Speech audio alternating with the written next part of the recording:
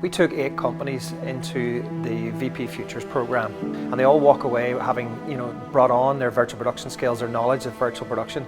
But now we move through to the production zone, and it's very exciting for us to see Aura make it through as one of the last 2 companies. And it's exciting to see what they're going to do, where ultimately this project will culminate in a really interesting virtual production project for them. Stone Hearts and Careless People is a 10-minute supernatural romance short film utilising in-camera visual effects. It's a supernatural romance between a woman and a statue that comes alive at night. River is a little bit of a lost soul. She's an artist and she goes to visit a mausoleum where she falls in love with a statue of whose name is David. It's based around the idea that we never know how much time we have with the ones we love. It's a really interesting project because it's very, very ambitious. We've had shots that we've had to do in this where there's so many variables that all have to work in the virtual world, on camera, with the cast, with the focus, with the lighting. All of it has to kind of come together to make the shot work. This is our first time working in virtual production and utilising this tool set for creative storytelling. Their youth made them absolutely unafraid of anything. They knew what they were doing and they knew what they wanted and they were going to get it.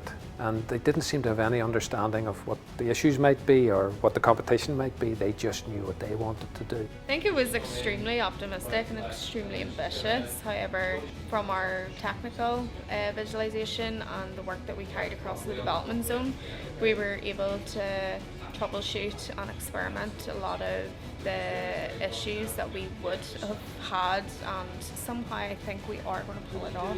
Fingers crossed. We got into our test footage and we had all of those calls and stuff with really big industry professionals, and it sort of showed us what was possible and what almost definitely wasn't possible before the get-go. Ideally we would have opened up that hole between the trees there a little bit, taken a panel out, got loads of haze in the room and stuck a kino through it so that we could get those actual God rays cast. But okay. Could we be with her here, right? And then we come up, we're still really close on her face, like this, and we just get enough angle so she's looking up and you can see the statue in reflection. Can we do that, or is that very impossible?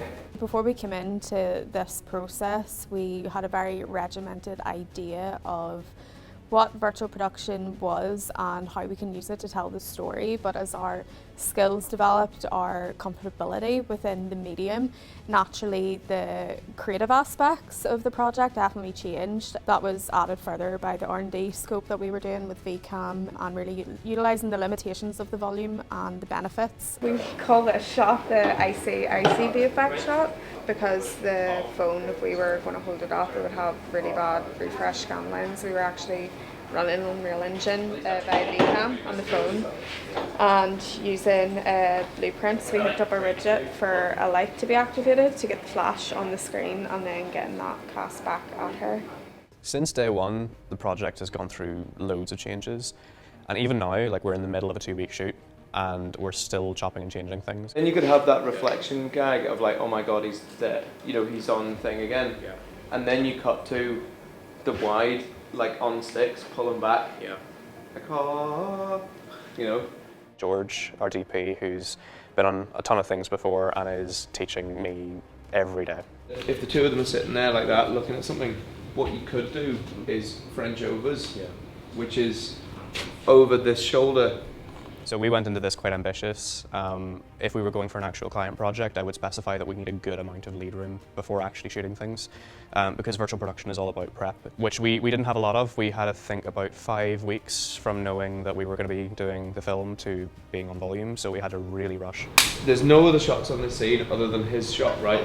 Because obviously doing his shot is going to be a bit of a fiddle because everything's going to get moved, the world's going to get moved, the lighting's going to get moved. If we had more prep time, I think it would be a different experience in Broombar, and a lot more pre-light days as well. We have a whole section over here called the brain bar, which controls the wall and the virtual world, and is manned on, in this instance, with like a 2-man team. Like, this is a small scale. Like a larger production, there'd be maybe 10 artists sitting with computers all alongside each other, and we're all working in the same scene, pushing changes. Someone could be tweaking the lighting live on the wall while I'm moving stuff around in set dressing. Somebody else could be playing with particle effects and just adding that in there. So it's extremely collaborative in the sense that it's all happening in real time with each other. You are wearing a lot of different hats, especially as a small company working in this space. Color science, it's really technically challenging. Going from your color in Unreal Engine to going to the color on the screen to going to the color in the camera and then back into the footage. That circle is really hard to get right. Time is money on the volumes, the possibilities for hardware failures, for software failures, crashes. There have been some hiccups. In my head, the only problem I'm seeing is when we get to here, will the reflection look like the statues here, or will the reflection look like That's the what I statues mean. there? That's- Loads of troubleshooting and bug fixing, but I think that's because we're really throwing ourselves into it and trying to get as much out of it as we can, and the rewards we've reaped from it have been immeasurable. We're doing things here that we would have had to go to a Roman temple style place. We would have also had to go to a city to get skyline, a set build of an apartment. We maybe would have had to have action vehicles organised, all that kind of stuff, which we don't have to have here. So that's a big advantage. And action. There's a shot of our main character, River, walking through the rotunda. When the camera moves, the world moves with it. I was moving, the camera was moving, and the world was moving. That was the first time we saw a lot of the environment, and it started really feeling like a real place. Seeing all the shots come together and all looking great, it's like, I wrote the thing, but now I'm like, okay, we have a story here, and it's really working. Biggest success was the mocap reflection shot we did, where we're on the actress's back as she arrives into the shot and we dolly in and pan round to her face and we see a mocap statue moving in reflection on her glasses. Pure live VFX being done in camera, which if you weren't on a virtual screen, that would be comping in and painting in the statue on the lenses while still maintaining reflections. 4 or 5 weeks ago, I wouldn't have had a clue what I'm doing. And now I feel fairly confident in going forward and, you know, even giving advice on some of this stuff. It's still a space where a lot of people are figuring things out. We are learning new skills, learning new things, and trying to make something cool by the end of it. And that's something that every company will find, regardless of where they step onto virtual production, they will find they need many different types of people in this mix, if you like, this convergence of talent to be able to deliver these projects. I think the VP Futures project has been a success.